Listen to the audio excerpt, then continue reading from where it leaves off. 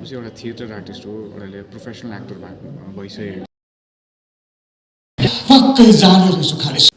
Good morning everyone, welcome back to my channel Village Camping Darjeeling, and it's literally been very long that I haven't posted any videos or nothing because I was literally busy working, a lot of work to do. If I don't work, I don't get paid, as simple as that, as you all know. And I work as a tour and trade guide, so I keep going here and there if I get job. However, this video is a very important video because I'm here at Godunisa. This is called GDNS to support and to honor one of the movie called Shanti, a short film which was literally directed by Mr Vivek Rai, all the way from Kershing. That particular movie, they were able to win Silver Egg Award in Serbia. So it's a very, very proud moment for all of us. So right now it's going to start, so I'll show you a few clips of that, okay? April Skies Film Production House ले आफ्नोपन मौलिकतालाई ध्यान दिएर काम गर्ने गर्दछ। आजको यो क्षण बहुत बहुमूल्य रहेको मलाई बोध हुन्छ। हाम्रा भाइ श्री विवेक राईले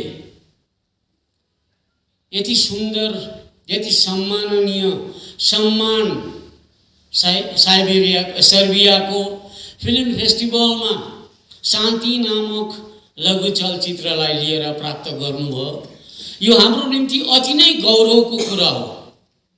मलाई थाहा छैन, म चलचित्रको इतिहास त्यति जान्दिनँ, मैले त्यति अध्ययन गरेको छुइनँ, तर मलाई यति थाहा छ हरिश्चन्द्र भन्ने सायद पहिलो चलचित्र थियो। त्यसपछि एकैचोटि म सम्झन्छु हाम्रा दाइ प्रताप सुब्बालाई, उनको परालको आगो कसले बिर्सन सकेका छन् र त्यसपछि उनका अरू चलचित्रहरू पनि छन्। यसै भेगमा मात्र हैन, खरसाङतिरबाट, कालेबुङतिरबाट धेरै त्यस्ता चलचित्रहरू जन्मिए, निस्किए, सङ्घर्षरत भएर उनीहरू अघि बढे। हाम्रा युवा भाइ बहिनीहरूले निर्माण गर्दै गए।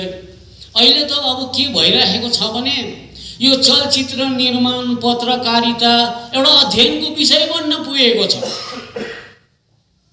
जसलाई प्राय सबैले मास कम्युनिकेसन भनेर भन्ने गर्दछन्। त्यसमा अध्ययन गर्ने हाम्रा मसिना भाइ बहिनीहरूले धेरै प्रयास गरिरहेका छन्। र म पनि के चाहन्छु भने म प्राय अङ्ग्रेजी, हिन्दी, नेपाली च्यानलहरूतिर चलिरहेका धेरै टिभीका च्यानलहरू हेर्ने गर्छु, सुन्ने गर्छु। त्यहाँ बोल्ने जति पनि नानीहरू छन्, बहिनीहरू छन्, भाइहरू छन्, तिनीहरूले बोल्दा, हिन्दीमा बोल्दा, अङ्ग्रेजीमा बोल्दा, अरू भाषामा बोल्दा म पनि कस्तो अनुभव गर्छु भने हाम्रा यी भाइ बहिनीहरू, मसिना नानीहरू पनि एक दिन आफ्नो अध्ययन सिद्ध्याएर त्यो स्थानमा पुग्छन् होला। त्यो स्थानमा पुगेर उनीहरूले पनि यसरी पटट हिन्दीमा, अङ्ग्रेजीमा, नेपालीमा धेरै कुराहरू बोलेर हामीलाई धेरै कुरोको अवगत गराउँछन् होला। अब यति हो, पर्खनुपर्छ, धैर्य गर्नुपर्छ, समय अवश्य आउँछ। म त्यसै कुरामा विश्वस्त छु।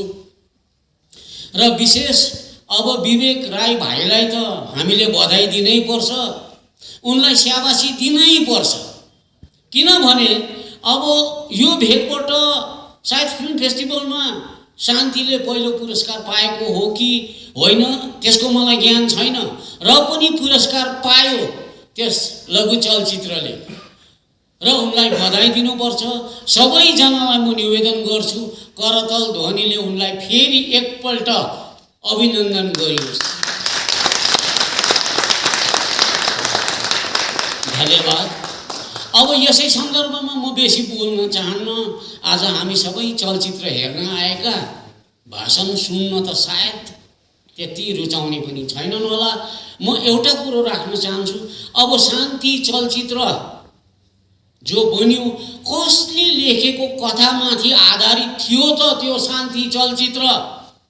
कथाकार बिना त चलचित्र पनि बनिँदैन र त्यसले गर्दा अब त्यसै सन्दर्भमा म भन्छु, हामीले खरसाङमा हाम्रो छिमलले पनि भेटेकै हो। पछिल्लो छिमलको त कुरा म गर्दिनँ, तर हामीभन्दा अघिका छिमलले पनि धेरै हेरेका त भन्दिनँ, सुनेका हुन्। शिवकुमार राई उहाँ जीवित छँदा खरसाङ रेडियोबाट समुदायको हुलाक भन्ने एउटा कार्यक्रम चल्थ्यो। सायद आज उपस्थित प्रेक्षागृहका जति श्रोतावृन्द छन् धेरैलाई याद होला समुदायको हुलाक। बेलुकी ट्रान्जिस्टरमा कान थापेर सुन्ने गर्थ्यौँ। त्यसमा एउटा चरित्र थिइन् शोभा बहिनी। शोभा बहिनी भनेपछि एकदम फेमस। अब अहिले पनि शोभा बहिनीलाई अमेरिकातिर लन्डनतिर पनि शोभा बहिनी भनेर चिनिन्छ। धेरैजना उनको फ्यान फलोवर्स छन्। त्यति बेला उनले त्यो समुदायको हुलाकमा बोलेकाले।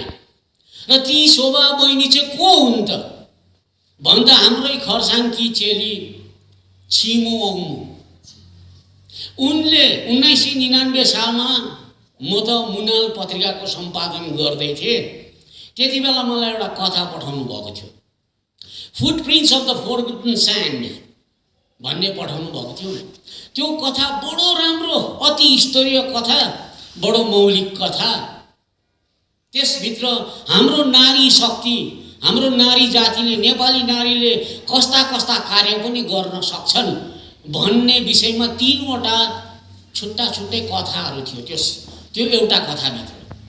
त्यो 3वटा छुट्टा छुट्टै कथाहरूमध्ये एउटा कथा माथि चाहिँ यो चलचित्र शान्ति जुन आज हामी हेर्न लागिरहेछौँ त्यो बनिएको हो। त्यो शान्ति चाहिँ हो लिम्बुनी बोजूको कथा। हाम्रा लिम्बुनी बोजूले त्यतिखेर कस्तो वीरता देखाएकी थिइन्। अब हुन त नाला पानीको युद्धको कथा हामीले धेरैले पढेका छौँ।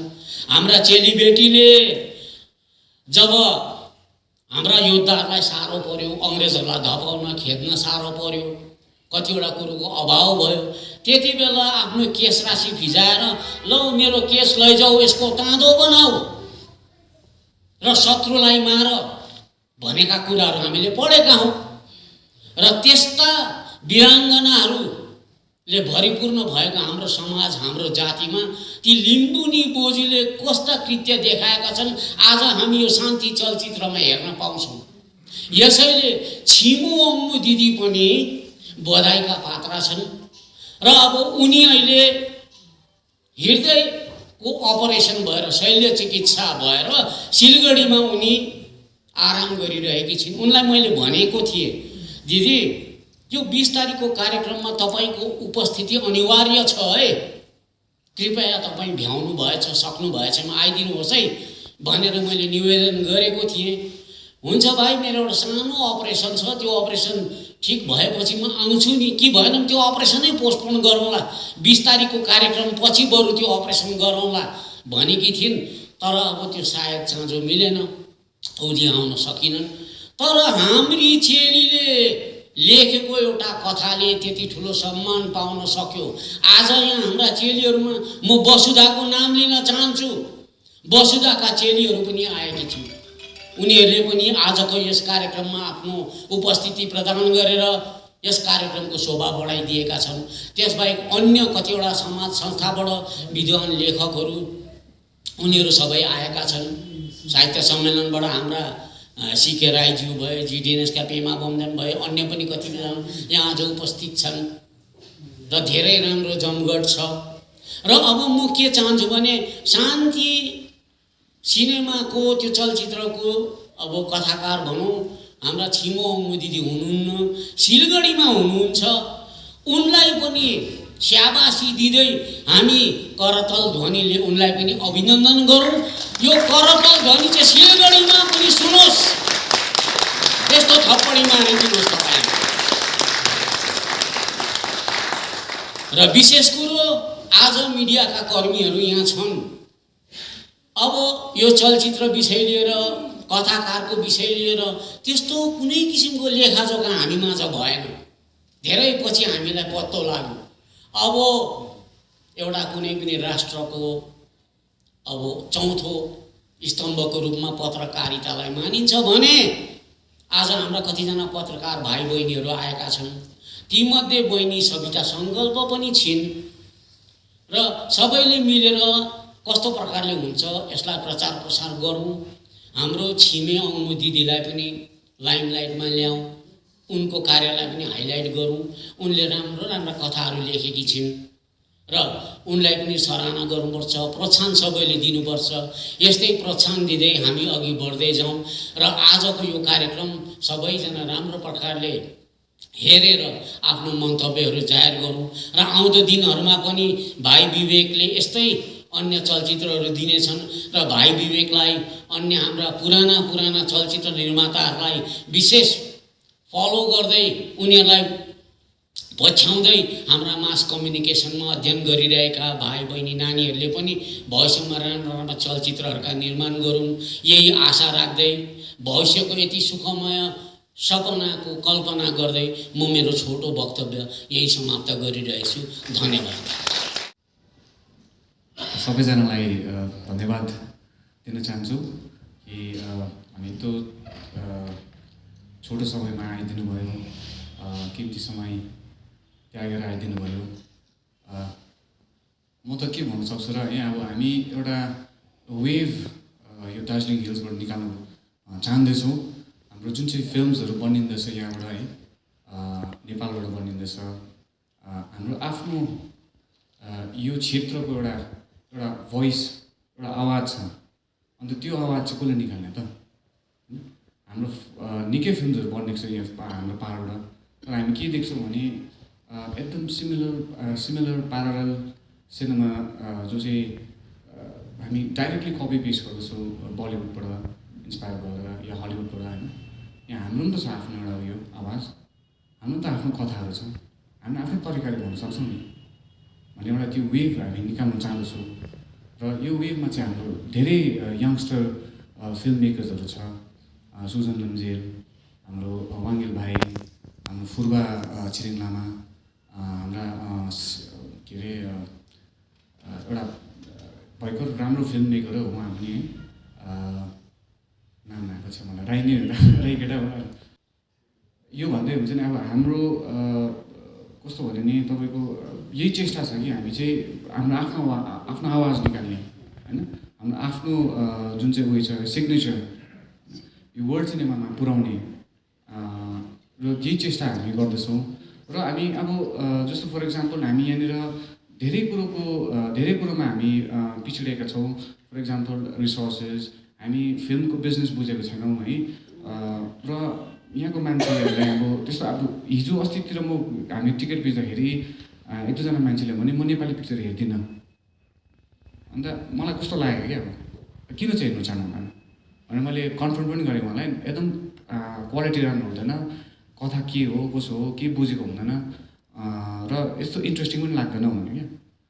र that was very interesting thing होइन फर अस। हुन्छ नि हामीले एउटा च्यालेन्ज हो एउटा फिल्म मेकरको लागि चाहिँ के अरे किन चाहिँ अब हामी वाइ आन्ट वी कनेक्ट किन गर्नु पाएको छैन हामीले हाम्रो अडियन्ससँग चाहिँ।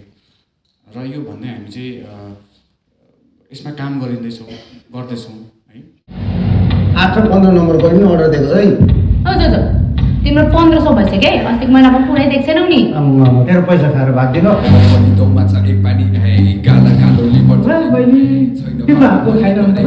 पक्कै जाने रहेछु, खालि सोच आउँछ अनि त्यो सोचले मेरो दिमाग खान्छ। त्यसपछि यसरी नारीहरूलाई नै लिएर अधिक बेसी यो चलचित्रहरू तयार पारिदिनु भएकोमा सम्पूर्ण जति पनि अहिले अब यो सिने जुन चाहिँ युवाहरूले जुन चाहिँ युवा जमातले गरिरहनु भएको चलचित्रहरूको यो आन्दोलन छ एउटा, यो तपाईँहरूको आन्दोलन चाहिँ सफल भएर जाओस्। अनि शान्ति र डेथ सर्टिफिकेट चाहिँ हामीले पोहोरको साल कम्प्लिट गरेको थियौँ र पोहोरको साल हामीले 2-3 जग्गा हामीले प्रिमियर गरेँ। फर्स्ट एउटा सालबारी, त्यहाँदेखि दार्जिलिङमा पनि गरेको हौँ, अनि कसियामा गरेँ। अनि यो वर्ष चाहिँ अलिकति शान्तिले के अरे तपाईँको फिल्म फेस्टिभलतिर अलिकति मा पार्टिसिपेट गऱ्यौँ हामीले र हामीले जित्यो पनि र त्यसले गर्दाखेरि यहाँनिर निकै चर्चित भयो र आज देखाउने कारण चाहिँ कस्तो हुन्छ एकदमै लोकप्रिय भएको थियो शान्ति सर्ट फिल्म र त्यसले गर्दाखेरि चाहिँ आज हामी अन डिमान्ड चाहिँ यो आज स्क्रिनिङ लगाएको डेथ सर्टिफिकेट र उसको र साथै हामीले लिपस्टिक गोलाईको ट्रेलर पनि देखायौँ।